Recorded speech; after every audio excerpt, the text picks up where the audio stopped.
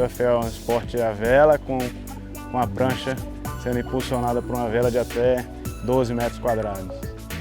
Uma modalidade que você está o tempo inteiro querendo praticar, né?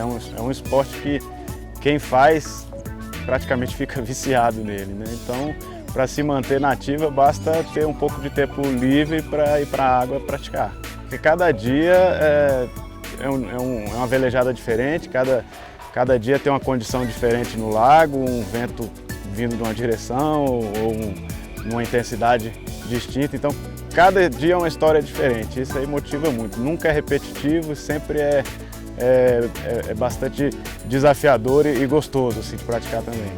Brasília é um lugar privilegiadíssimo, assim, né? Nós temos um lago aqui pertinho de todo mundo, é só aparecer o equipamento. A gente tem uma estrutura também onde o equipamento fica praticamente montado o tempo todo, então em 10, 15 minutos alguém pode sair do trabalho, por exemplo, vir para a água, dar uma velejada, sai, toma um banho e volta para o segundo turno com a cabeça limpa e pronto para outra, né?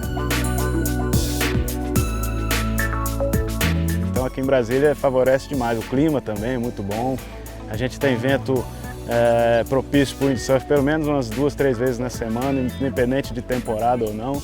Na temporada isso aumenta ainda, então é muito bom, né, ter essa condição numa cidade. Eu acho que é a única cidade do Brasil que tem essa condição, essa facilidade de acesso.